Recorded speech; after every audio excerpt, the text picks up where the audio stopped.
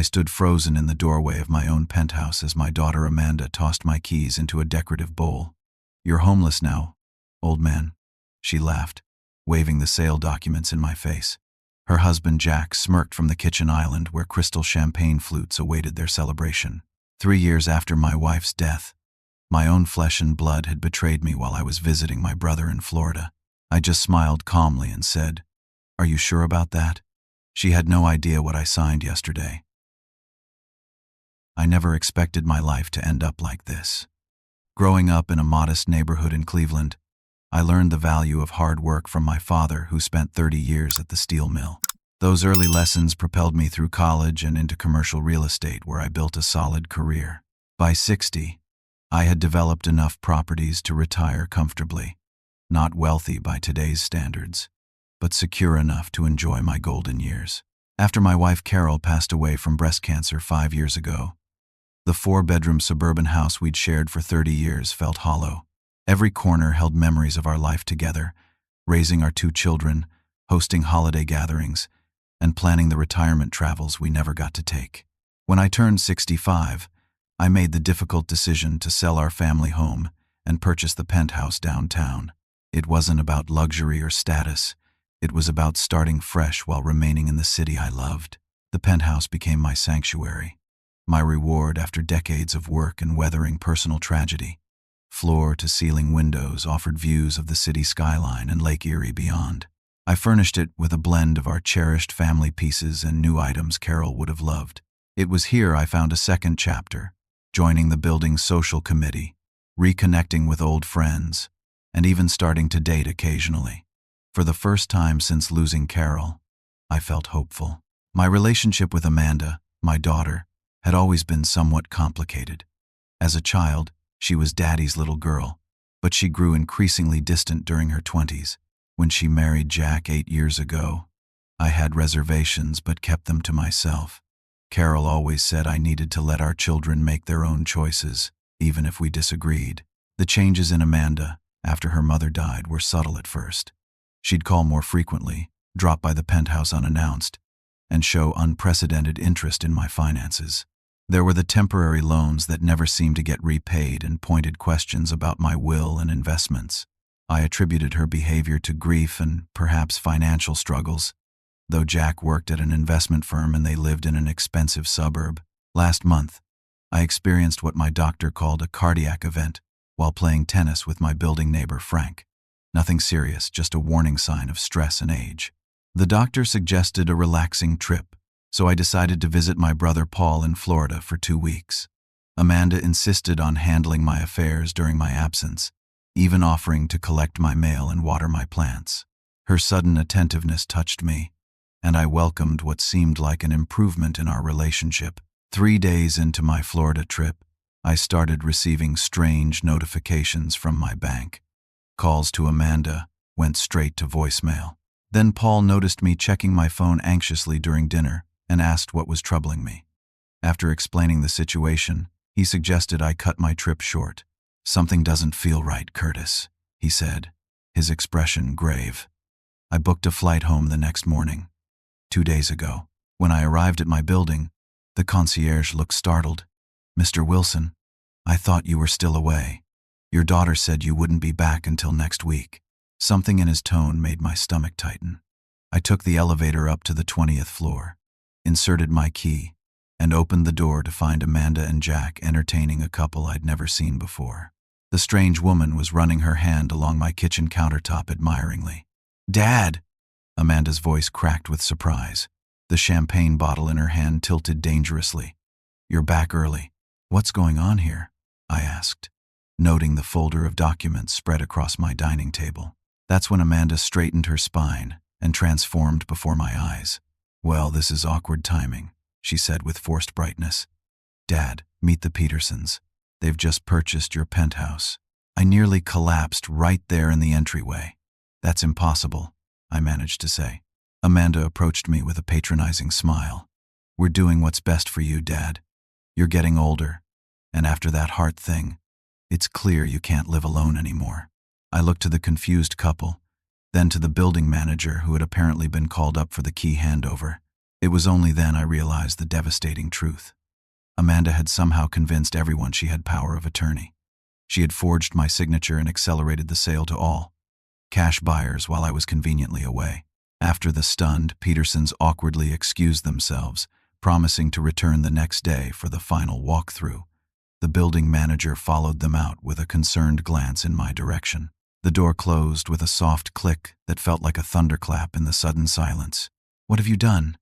I asked Amanda, my voice barely above a whisper. She rolled her eyes dramatically. "Oh, stop with the dramatics, Dad. We both know you can't manage on your own anymore. The heart attack." "It wasn't a heart attack," I corrected her. "The doctor specifically said it was." "See?" Amanda interrupted, looking at Jack as if my response proved her point.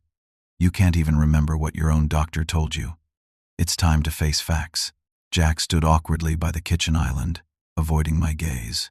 Despite his 6'2" frame and designer suit, he suddenly seemed diminished, a reluctant participant in whatever scheme they were executing.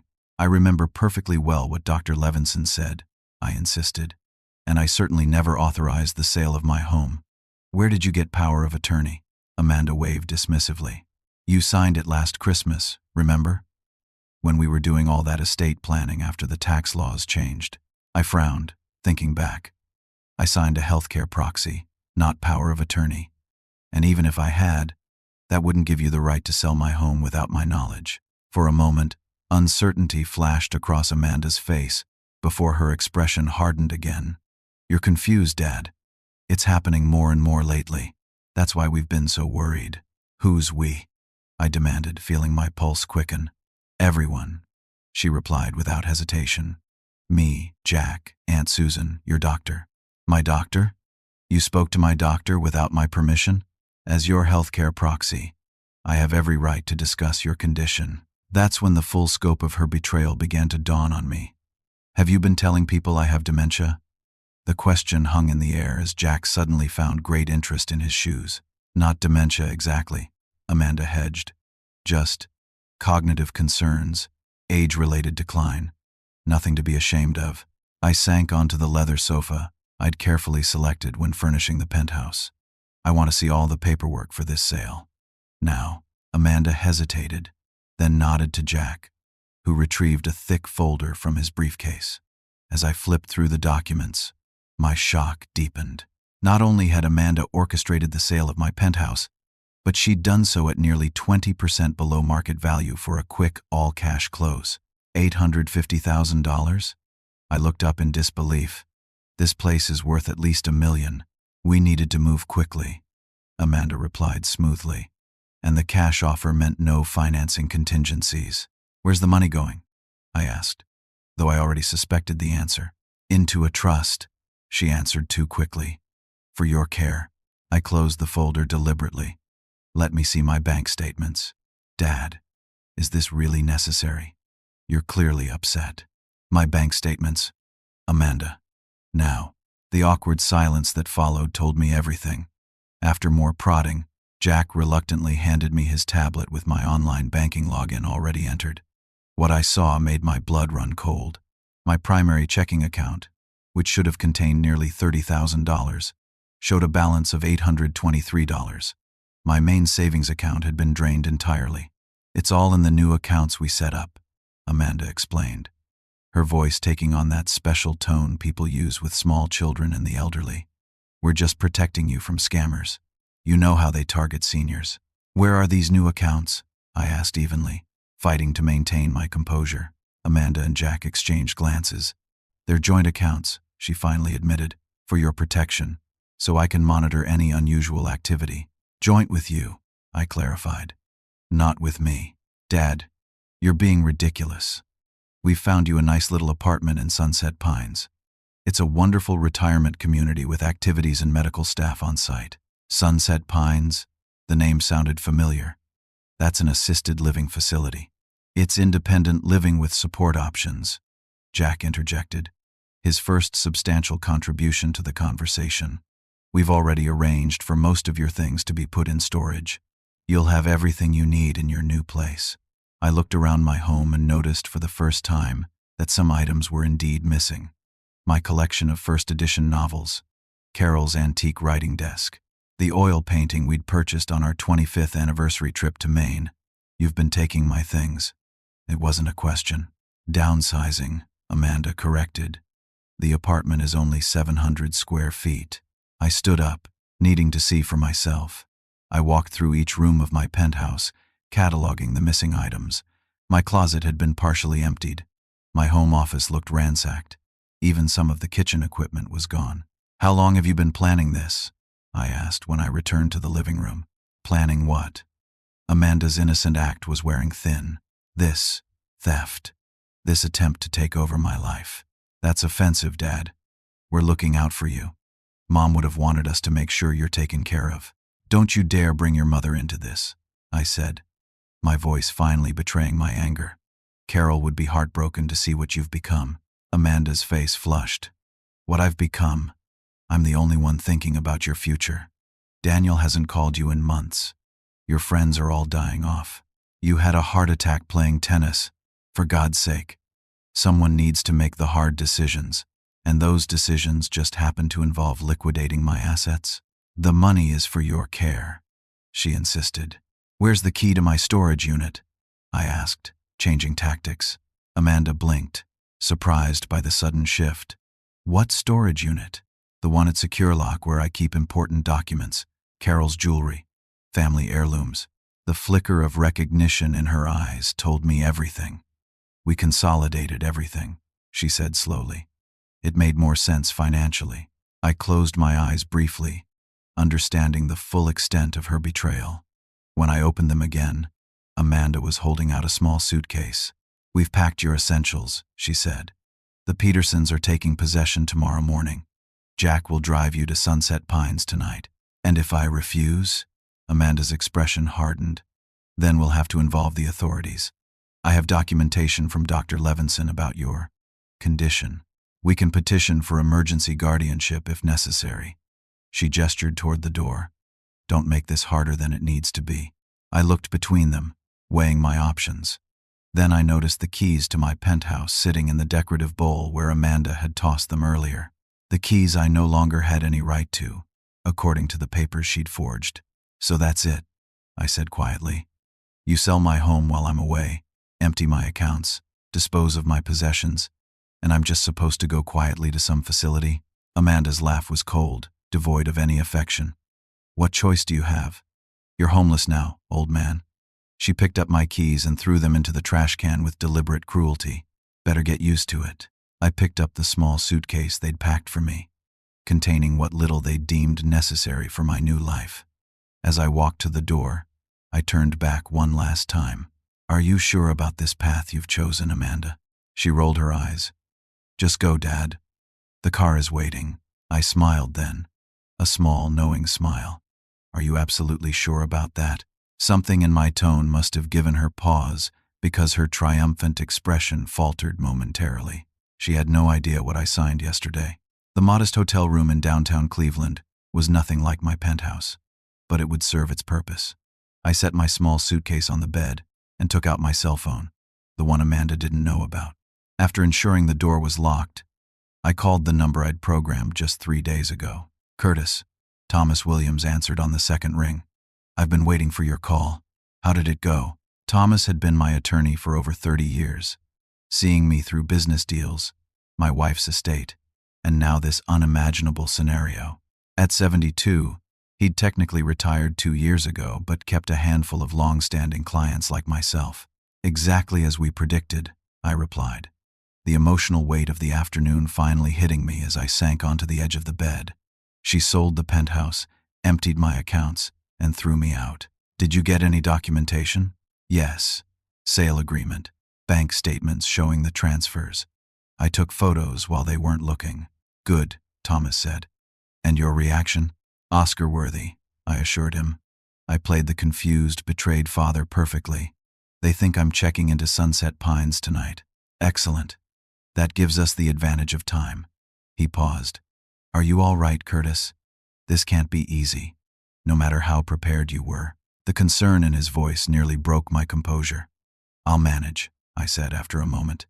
It helps to know we've been one step ahead all along. That much was true. Amanda's betrayal hadn't come as a complete surprise. The signs had been accumulating for months. Her increasing interest in my finances, mysterious calls that ended when I entered the room, mail that went missing, suggestions that I was becoming forgetful when I knew perfectly well I wasn't. At first, I dismissed my suspicions as paranoia, not wanting to believe my own daughter could be plotting against me. But 6 months ago, I noticed discrepancies in my bank statements, small withdrawals I couldn't account for, changes to my online banking settings. When I mentioned these concerns to Frank, my tennis partner and former banking executive, he suggested I take precautions. Document everything, he'd advised, and consider setting up accounts she doesn't know about. I followed his advice, opening new accounts at a different bank and gradually transferring funds. I updated my estate plan, removing Amanda as executor and trustee, but I sensed there was more to her scheme than just siphoning money. The real wake-up call came when I received a call from my brother Paul, whom I hadn't spoken to in weeks. "Amanda called me," he said, concern evident in his voice. "She's worried about you, says you're getting confused, forgetting important things. Is everything okay, Curtis?" That conversation was the final confirmation I needed. Amanda was systematically creating a narrative of cognitive decline, laying groundwork to take control of my life. After speaking with Paul, I scheduled an appointment with Thomas to develop a comprehensive counter-strategy. Yesterday in Florida, while Amanda thought I was enjoying a carefree vacation, I was signing papers that would ultimately be her undoing. Thomas had flown down specifically for this purpose, bringing documents requiring in-person signatures. First, I signed papers finalizing the transfer of most of my assets into an irrevocable trust with my son Daniel as trustee. Daniel and I had grown apart in recent years, a distance I now recognized as partly engineered by Amanda's subtle manipulation. Dad keeps asking the same questions over and over. She'd tell Daniel during phone calls I wasn't meant to overhear. I'm really worried about him. 2 weeks ago, I'd reached out to Daniel directly, bypassing Amanda's interference. We met for lunch at a restaurant far from my usual haunts. "I need to tell you something," I began carefully, "and I need you to listen without interrupting."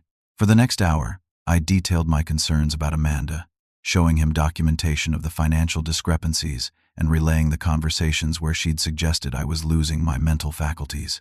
Daniel was stunned, then furious. "I knew something felt off," he admitted. "Amanda kept saying you were pushing everyone away, becoming paranoid. I should have trusted my instincts and talked to you directly." Our reconciliation was bittersweet. I'd lost precious time with my son and his family due to Amanda's manipulations, but his immediate support was unwavering. Daniel agreed to serve as trustee and help implement our counterplan. The centerpiece of yesterday's signing was perhaps the most satisfying, finalizing the purchase of a beautiful lake house in Michigan, about 2 hours from Cleveland. Amanda had no knowledge of this property or the fact that I'd been quietly liquidating some investments to fund it. The lake house was now my actual residence, purchased through my trust, with no paper trail leading back to me personally. Thomas and I had also prepared for the eventuality that Amanda would attempt to sell my penthouse.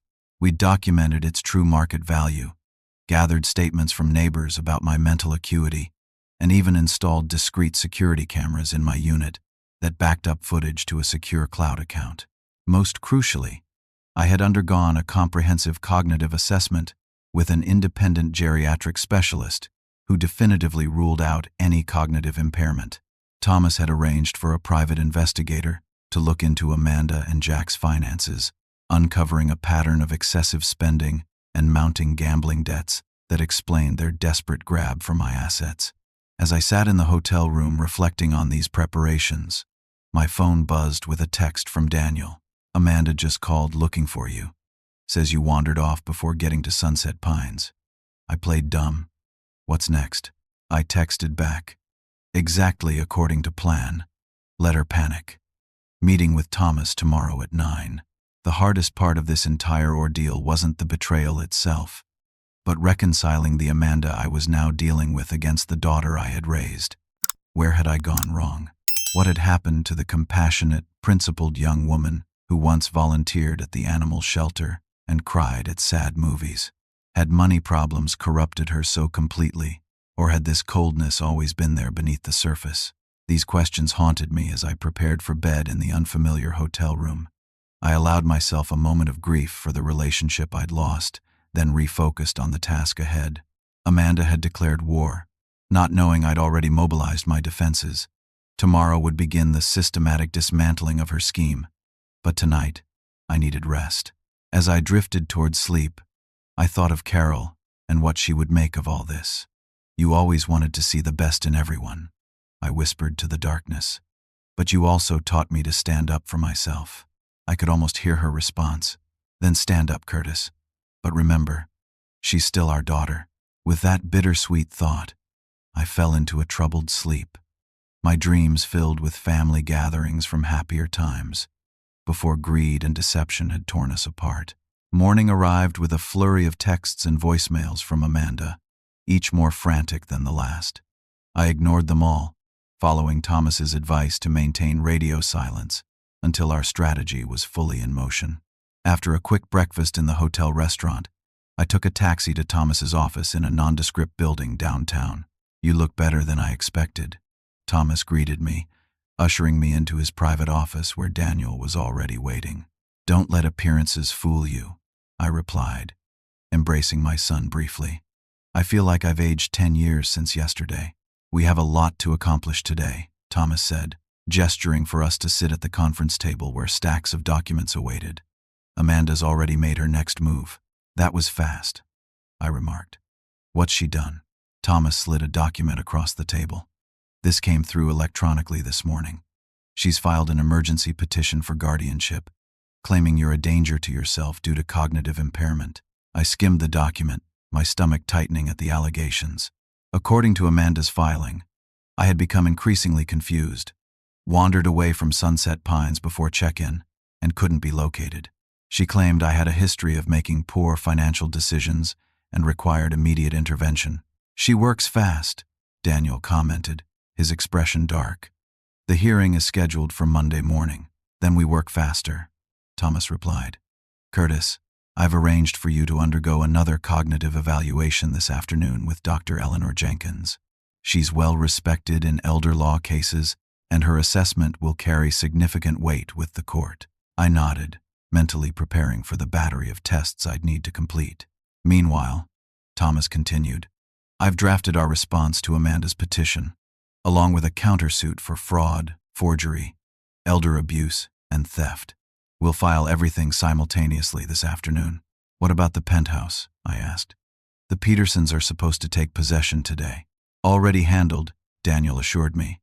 "I contacted them first thing this morning, informed them of the situation, and explained that the sale was fraudulent. They're understandably upset but relieved we reached them before they transferred the funds. That was one small victory at least. But as we reviewed our strategy for the coming days, my phone rang with a number I didn't recognize. Thomas nodded for me to answer. "Mr. Wilson?" a woman's voice asked when I picked up. "This is Nurse Brenda from Cleveland Memorial. Your daughter Amanda was admitted to the emergency room an hour ago with chest pains. She's asking for you." The room seemed to tilt slightly. Despite everything, Amanda was still my daughter. "Is she all right?" "She's stable. The doctor suspects it's anxiety-related, but they're running tests to rule out cardiac issues." After getting the details, I ended the call and relayed the information to Thomas and Daniel. "It could be a trap," Daniel suggested. "A way to get you to reveal your location. Or it could be legitimate," I countered. "Either way, I need to go." Thomas looked concerned. "Curtis, if you show up at the hospital, you're playing right into her hands. She could claim you showed up confused, maybe even threatening." "I'll go with you," Daniel insisted. "We'll document everything, and I'll act as a witness." Thomas reluctantly agreed, but insisted we take precautions. "Don't sign anything. Don't agree to anything. Remember, she's already painted you as cognitively impaired in legal documents. Everything you do or say can be twisted." At Cleveland Memorial, we found Amanda in a private room, looking pale against the white hospital sheets. Jack sat beside her, jumping to his feet when we entered. "You've got some nerve showing up here," he started, but Amanda raised a hand to stop him. "Dad," she said weakly, You came. Something in her expression seemed genuinely vulnerable, reminding me of the little girl who used to climb into my lap after scraping her knee. For a moment, I felt my resolve waver. Of course I came, I replied. You're in the hospital. Her eyes darted to Daniel, then back to me. Where have you been? We've been worried sick. The people at Sunset Pines said you never arrived. I wonder why, Daniel interjected coldly. Could it be because you lied about everything, Amanda? Jack stepped forward aggressively. You need to leave. Both of you. Amanda needs rest, not more stress. The doctor said it was an anxiety attack, Amanda admitted, ignoring Jack's attempt to end the conversation. They're still running tests. But she trailed off, looking uncertain for the first time since this ordeal began. I moved closer to her bed. Amanda, we need to talk about what you've done. The fraudulent sale, the emptied accounts, the petition for guardianship. Her expression hardened. I don't know what you're talking about. I'm trying to help you. By forging my signature, by lying to everyone about my mental state. I took a deep breath. The Petersons know the truth. The sale has been halted. Amanda's face went even paler. She grabbed Jack's arm. You said it was ironclad, she hissed. You said once the papers were signed. Not here, Jack muttered, glancing nervously at Daniel and me. It's too late for secrets, I told them. I know about the gambling debts, Amanda. I know about Jack losing his job 6 months ago. Jack looked stunned. How did you really think I wouldn't fight back? I asked quietly. Did you think I'd just roll over and let you take everything I've worked for? Amanda's monitoring machines began beeping more rapidly. A nurse appeared in the doorway, looking concerned. I need everyone to step out. Mrs. Bennett needs to remain calm. In the hallway, Jack confronted us. This is all your fault, he said, pointing at me. If you'd just cooperated, gone to Sunset Pines like you were supposed to. Like I was supposed to? I repeated incredulously. You two sold my home without my knowledge or consent. You emptied my bank accounts. You filed false reports about my mental capacity. And I'm supposed to cooperate? Jack's demeanor suddenly changed, his shoulders slumping. You don't understand, he said, his voice lower. It wasn't supposed to go this far. We just needed enough to cover the debts. Then we were going to pay it all back. Daniel scoffed. Right. That's why you cleaned out his accounts and tried to dump him in a care facility. Jack looked around nervously, then gestured toward the waiting area. She'll kill me if she knows I'm telling you this. But I can't do this anymore. It's gone too far. Cautiously, we followed him to a quiet corner of the waiting room. Jack sank into a chair, running his hands through his hair. Amanda's been gambling for years, he began. Online mostly, so it was easy to hide. I thought I could manage it, keep it under control. But after she lost her job last year, Amanda lost her job? This was news to me. She told me she was working from home. Jack gave a humorless laugh. She was fired for embezzlement. They agreed not to press charges if she repaid everything, which we did by taking a second mortgage on our house.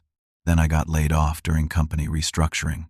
And rather than ask for help, I said, you decided to steal from me. It was Amanda's idea. Jack said quickly. The plan to have you declared incompetent.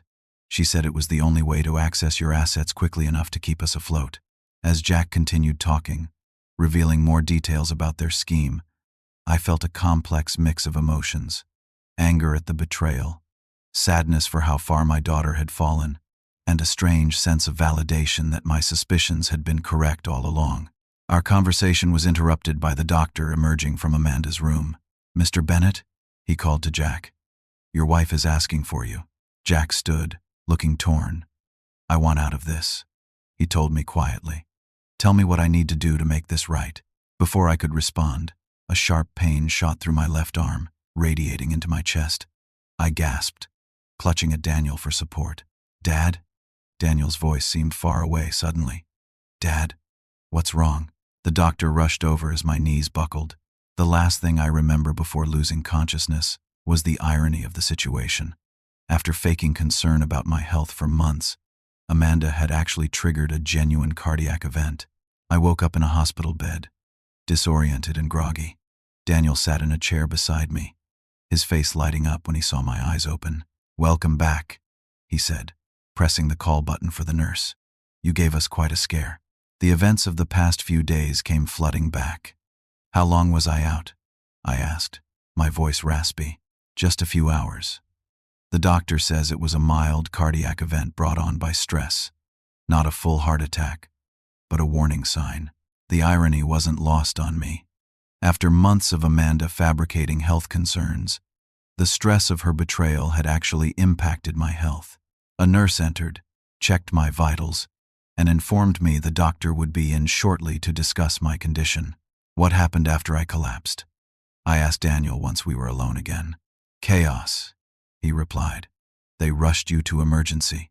Thomas has been calling hourly for updates. And Amanda? He hesitated. What about Amanda? She was discharged shortly after you were admitted. Jack came to see me while you were being treated. He wants to cooperate. Says he has evidence of everything Amanda's been doing. This was an unexpected development. Why the sudden change of heart? Daniel shrugged. Self-preservation, most likely. He claims he went along with her plans reluctantly, that he tried to talk her out of the more extreme measures. He's afraid of becoming legally entangled in fraud charges. The doctor arrived then, a serious woman in her 50s who introduced herself as Dr. Michaels. After examining me and reviewing my chart, she delivered her assessment. Mr. Wilson, while this wasn't a major cardiac event, it's still concerning given your history. I'd like to keep you overnight for observation and run a few more tests tomorrow morning. I agreed, though I was anxious about the delay to our legal counteroffensive. As if reading my thoughts, Daniel assured me everything was still on track. Thomas filed all the paperwork as planned, he explained after the doctor left. The emergency hearing for Amanda's guardianship petition has been converted to address our countersuit as well. The judge was apparently quite interested in the evidence of forgery. This was welcome news, but I couldn't shake my concern about what Amanda might do next. Has anyone heard from her? Daniel hesitated again. She tried to visit you earlier, but hospital security turned her away based on Thomas's instructions. She wasn't happy. I can imagine, I said dryly. As evening approached, Daniel reluctantly left to check on his family, promising to return in the morning. Thomas called shortly after, updating me on the legal proceedings and reassuring me that everything was progressing as planned. The Petersons have officially withdrawn their offer on the Penthouse, he informed me, and I've filed injunctions to freeze any further transfers from your accounts. Amanda's petition has effectively backfired by bringing judicial attention to her actions. I should have felt relieved, but instead found myself wrestling with a profound sadness. How had my relationship with my daughter deteriorated to this point? Where had I failed her? My melancholy reflections were interrupted by a soft knock on the door. To my surprise, Jack stood in the doorway, looking hesitant. "Can I come in?" he asked. I nodded, curious about what had brought my son-in-law here alone. Jack took the chair Daniel had vacated, looking uncomfortable. "I wanted to see how you were doing," he began awkwardly, "and to talk. Without Amanda or lawyers present." "I'm listening," I said cautiously. Jack took a deep breath. "I know you have no reason to believe anything I say, but I want you to know I never wanted things to go this far. The plan was originally just to borrow enough to cover our immediate debts, then pay it back before you noticed. Borrow without permission is another word for stealing, Jack." He winced. "I know. But then Amanda kept escalating things. When the bank threatened foreclosure on our house, she became desperate. The plan to have you declared incompetent was entirely her idea, and you went along with it." "I did," he admitted. "I'm not proud of that. But you have to understand, Amanda's not well.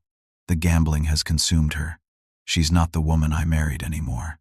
Despite my skepticism, there was something in Jack's dejected posture that seemed genuine. "Why are you telling me this now?" "Because I'm done," he said simply. "Seeing you collapse today was a wake-up call. This has gone too far, and I want out. I'll cooperate fully, tell the authorities everything, provide whatever evidence you need." "What about Amanda?" Jack looked pained. "I love her, but I can't keep enabling her destruction. She needs help, professional help for her addiction, and she needs to face consequences for what she's done." "What kind of evidence can you provide?" I asked, still not entirely convinced of his sincerity. Jack pulled out his phone. I have recordings of her planning everything. Discussions about forging your signature, conversations with the doctor she manipulated, even her celebration after thinking the Penthouse sale went through. Why would you record those? Self-preservation, he admitted. I knew how wrong it was, and I guess part of me was preparing for this moment when it all fell apart. This was potentially game-changing. I'll have Thomas contact you tomorrow about turning those over. Jack nodded, then reached into his pocket and pulled out a small key. This is to the storage unit where Amanda moved most of your personal items. The valuable ones anyway. She sold some things already, but most of it is still there. I took the key, a small but meaningful step toward reclaiming what had been taken from me. Why did you go along with her plan, Jack? You must have known it would eventually fall apart. He looked down at his hands. Fear, mostly. Fear of losing our home. Fear of Amanda's reaction if I opposed her. Fear of facing the consequences of our financial decisions. It was easier to keep going down the wrong path than to stand up and say no. His honesty, however belated, was refreshing. What happens now between you and Amanda? I don't know, he admitted. I left her a note saying I was staying at a motel tonight, that I needed space to think. She doesn't know I'm here. As Jack stood to leave, he paused at the door. For what it's worth, I'm sorry. I know that doesn't change anything, but I am truly sorry for my part in all this. After he left, I called Thomas to inform him of this unexpected development. He was cautiously optimistic about Jack's cooperation but warned me not to place too much trust in his sudden change of heart. People facing legal consequences often look for ways to mitigate their punishment, he reminded me. Still, if his evidence is as substantial as he claims, it could significantly strengthen our case. I tried to rest after that, but sleep proved elusive. My mind kept replaying moments from Amanda's childhood, searching for signs I might have missed, indications of the person she would become. Had there been warning signs in her teen years? Had Carol seen something I hadn't? The next morning brought another surprise visitor. Amanda herself. She somehow convinced the new shift of nurses that the security restrictions had been lifted. I was alone when she entered my room, closing the door quietly behind her. "Dad," she said, her voice a strange mixture of concern and calculation. "How are you feeling?" "Better," I replied neutrally, watching her carefully. "The doctor says it was stress-induced." Amanda moved closer, perching on the edge of my bed in a show of daughterly concern. "I was so worried when you collapsed. Whatever our disagreements, you're still my father." The performance would have been more convincing if I hadn't recently seen the evidence of her true intentions. "What do you want, Amanda?" Her expression hardened slightly. "I see Daniel's been poisoning you against me. I'm only trying to help you, Dad. You're not well, and you're making impulsive decisions." "Like what?" "Like hiring lawyers to attack your own daughter. Like turning Jack against me." She leaned closer. "I know he came to see you last night. What lies did he tell you?" "He didn't need to tell me anything," I replied. "I've known about your scheme for months." This clearly caught her off guard. "What are you talking about?" "The forged power of attorney, the fabricated medical concerns, the systematically emptied accounts. Did you really think I wouldn't notice?" Amanda's face flushed. "You're confused, Dad. This is exactly why you need proper care." "Stop it, Amanda," I said firmly. "The act isn't working anymore. I have documentation of everything, including your gambling debts and the second mortgage on your house." For a moment, shock registered on her face before her expression transformed into something harder, more desperate. "You have no idea what you're talking about. And even if you did, it's your word against mine. Who do you think people will believe? A successful businesswoman or an aging man with heart problems?" "It's not just my word," I countered. "Jack is cooperating with investigators. He has recordings, Amanda, of everything." Her face paled. "He's bluffing. Jack would never betray me like that. He already has." I watched as the implications of this sank in. "It's over, Amanda. The best thing you can do now is cooperate and seek help for your gambling addiction." "Help?" she scoffed, but I could see fear behind her bravado. "I don't need help, and this isn't over. Not by a long shot." She stood abruptly. "I'll fight this. I'll show everyone you're manipulating them. Daniel never cared about you until there was money involved. Jack is weak. He'll say whatever he thinks will save himself." Amanda, I said gently, you need help. This path you're on will only lead to more pain. For just a moment, I glimpsed vulnerability in her eyes, a flicker of the daughter I'd once known. Then it vanished, replaced by cold determination. You'll regret this, she said as she moved toward the door. When this is over, you'll wish you'd just gone quietly to Sunset Pines. After she left, I immediately called security to report the breach of visiting restrictions, then contacted Thomas to update him on Amanda's threats. He promised to expedite the legal proceedings in light of her increasingly erratic behavior. Daniel arrived shortly after, bringing breakfast from my favorite diner and news that Thomas had arranged for private security to monitor my room. Amanda's desperate, he observed after I recounted our confrontation. And desperate people do desperate things. I nodded, a heaviness settling in my chest that had nothing to do with my recent cardiac event. Despite everything, the thought of Amanda facing potential criminal charges brought me no joy. She was still my child, and some part of me still hoped for redemption, however unlikely it seemed now. The following morning, Dr. Michaels cleared me to leave the hospital with instructions to avoid stress, a laughably impossible directive given the circumstances. Daniel drove me to Thomas's office, where a strategy meeting was scheduled with our expanded legal team. The judge has expedited the hearing, Thomas informed us as we settled into his conference room. It's set for tomorrow morning at 9. Jack has provided his evidence to the district attorney's office, which has opened an investigation into potential criminal charges. I winced at this news, still struggling with the reality of my daughter potentially facing prosecution. Is there any way to resolve this without criminal proceedings? Thomas exchanged glances with his associate, a sharp-eyed woman specializing in elder law. That would depend on Amanda's willingness to make full restitution and accept certain conditions, she explained. But based on her recent behavior, I'm not optimistic about her cooperation. What about the penthouse? I asked. And my personal belongings? We've secured an emergency order restoring your ownership rights to the property, Thomas assured me.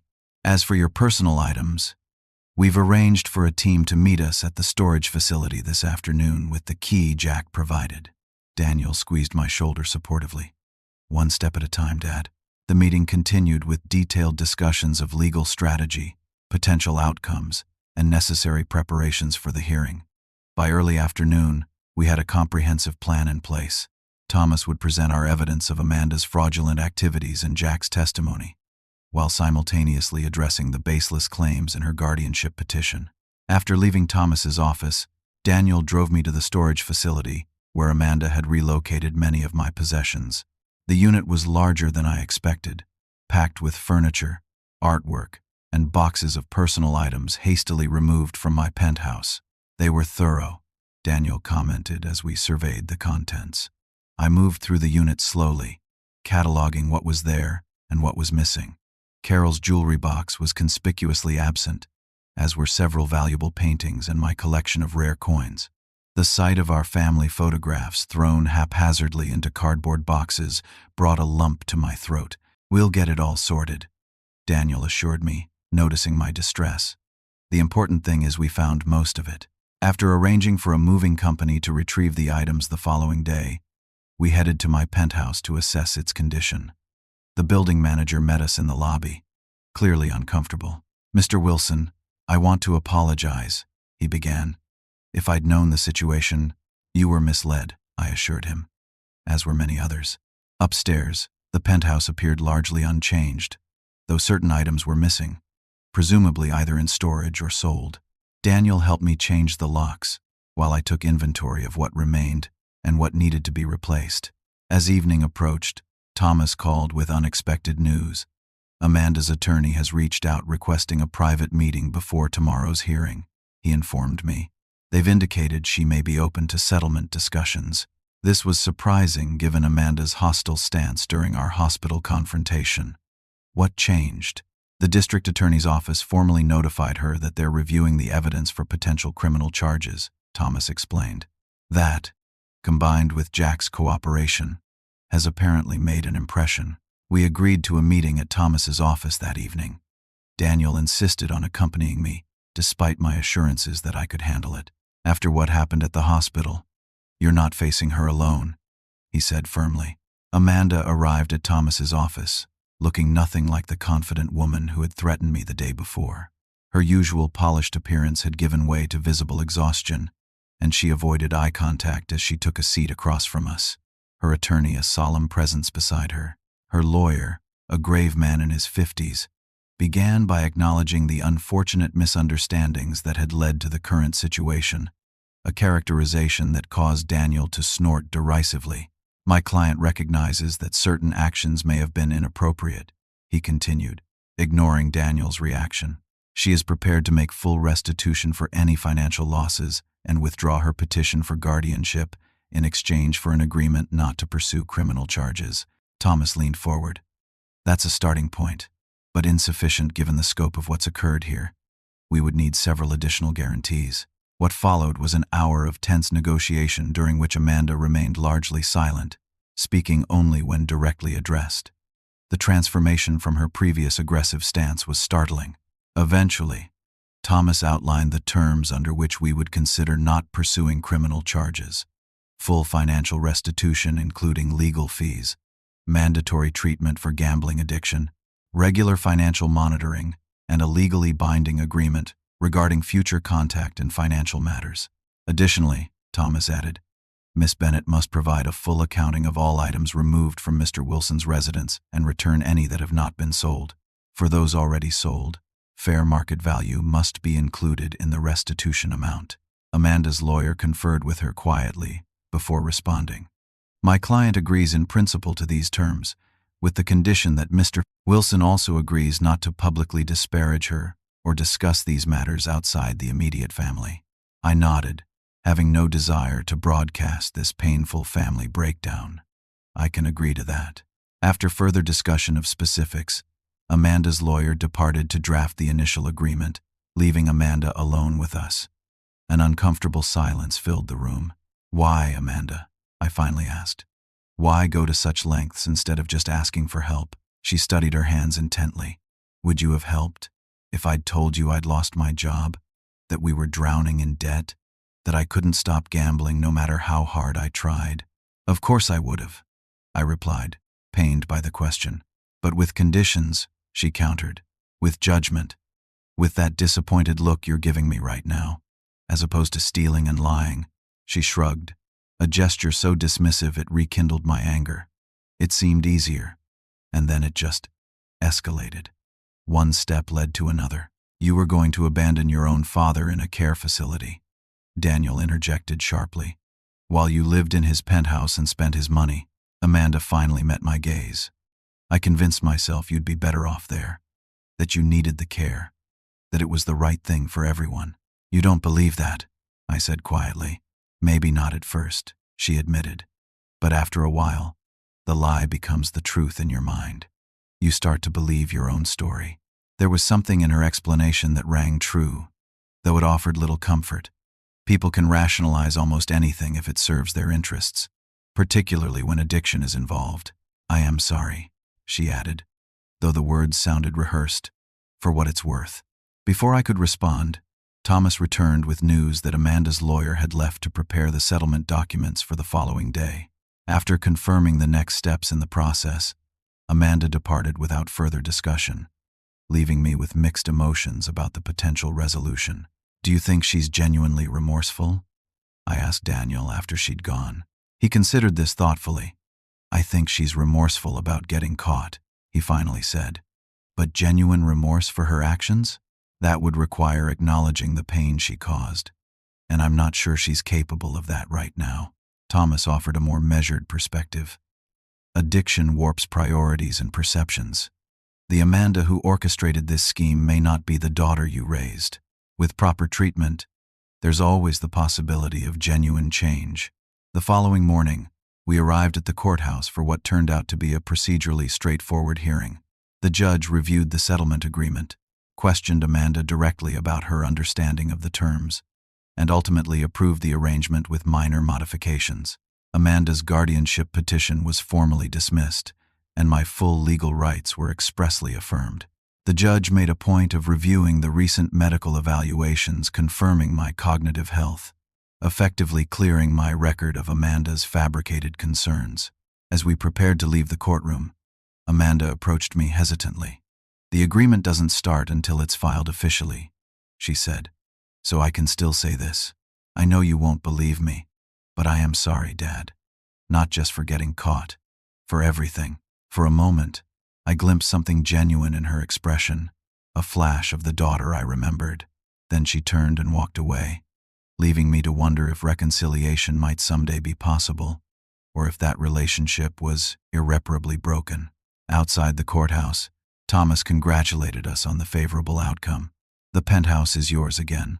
The fraudulent sale has been completely nullified, and the financial restitution will begin next week," he summarized. "All things considered, this is the best possible resolution." Daniel nodded in agreement. "What happens now, Dad?" I took a deep breath of the crisp autumn air, feeling the weight of the past week begin to lift. "Now," I said, "I think it's time to show you that lake house I mentioned." 6 months have passed since that day at the courthouse. Life has settled into a new rhythm that would have been unimaginable a year ago. I'm sitting on the deck of my lake house, watching the sun set over the water, reflecting on how completely things have changed. After the settlement was finalized, I decided to sell the penthouse legitimately. Despite the happy memories I'd made there, it carried too many associations with Amanda's betrayal. The real estate market had strengthened, and I received offers well above what Amanda had negotiated in her fraudulent sale. The transaction closed without complications, providing additional financial security for this new chapter of my life. The lake house has become my sanctuary. Located in a small community on the shores of Lake Michigan, it offers the perfect balance of privacy and community. My nearest neighbor is close enough for convenience but far enough for solitude when desired. The house itself is more modest than the penthouse, but its charm lies in its perfect positioning, with panoramic lake views and a gentle slope leading to a private dock. Daniel and his family visit regularly, making the 2-hour drive from Cleveland most weekends. His children, my grandchildren, have discovered the joys of swimming, fishing, and boating under my guidance. At 12 and 14, they're at the perfect age to appreciate these experiences. And I treasure the bonds we're building after years of limited contact due to Amanda's interference. My relationship with Amanda remains complicated. As required by our agreement, she entered treatment for gambling addiction and continues with therapy.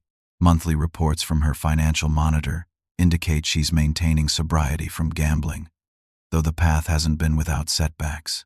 Our contact is limited to occasional emails and carefully structured visits, always with Daniel present. Jack filed for divorce 3 months after the settlement, a decision that surprised no one. He's made efforts to make amends, returning several items he'd secreted away during the scheme and providing additional evidence that helped recover others. While I'll never fully trust him, I've come to appreciate his eventual choice to do the right thing, however belated. Perhaps the most unexpected outcome of this ordeal has been my newfound purpose. Working with Thomas, I established a foundation focused on preventing elder financial abuse. Using my own experience as a case study, we've developed educational programs for seniors, financial institutions, and legal professionals. The foundation also provides emergency assistance to elderly victims of fraud and advocates for stronger protections within the financial industry. This work has introduced me to a community of survivors with similar stories, people who thought they were alone in their experiences until they found our support network. Leading this initiative has given meaning to my trauma, transforming it from a private humiliation to a source of empowerment for others. I've also reconnected with many old friends whom Amanda had systematically alienated. Frank, my tennis partner who first suggested I take precautions, has become a regular visitor to the lake house. Together, we've established a weekly game with other retirees in the area, keeping me physically active and socially engaged. The painful lessons from Amanda's betrayal have changed my approach to relationships and trust. I'm more cautious now, more inclined to verify than simply trust. But I've also learned the value of true connection, of maintaining relationships not based on obligation or convenience, but on genuine care and respect. My brother Paul visits monthly, our relationship strengthened by the crisis we weathered together. You know, he told me during his last visit, In some strange way, Amanda did you a favor. I raised an eyebrow at this. How do you figure that? You were stagnating in that penthouse, he explained, living with ghosts. Now look at you, building something new. You seem more alive than you have since Carol passed. There's truth in his observation.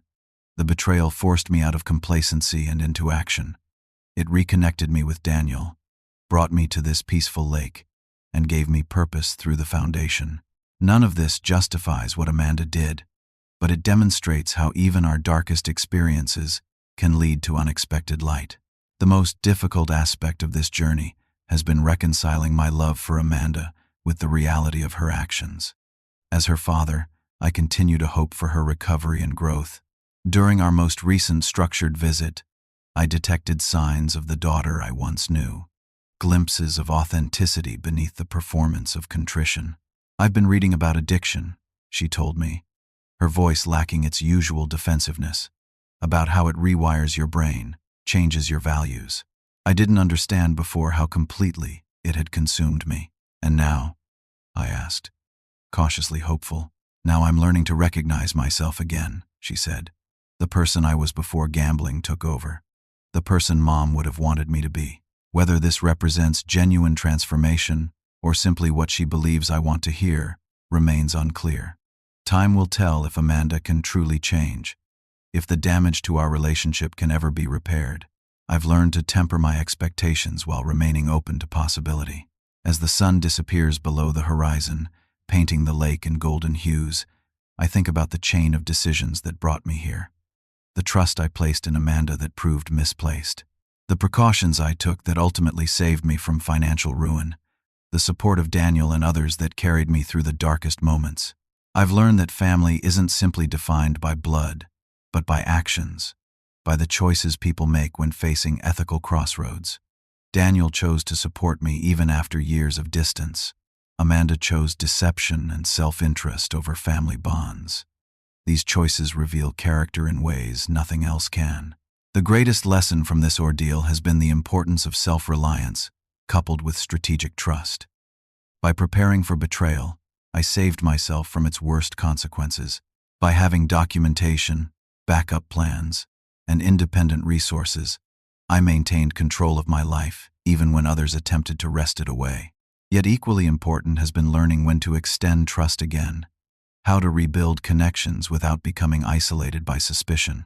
The balance between prudence and openness is delicate but essential for a fulfilling life, particularly in our later years.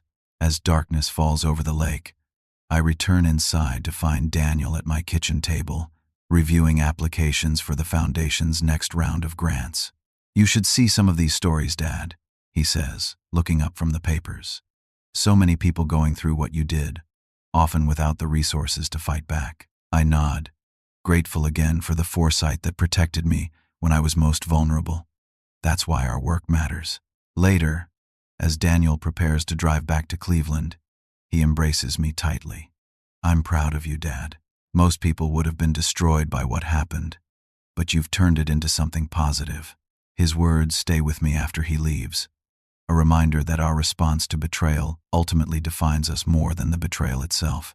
I chose resilience over bitterness, purpose over victimhood. These choices have made all the difference. Tomorrow brings new responsibilities: a foundation board meeting, calls with legal advocates, plans for expanding our educational outreach.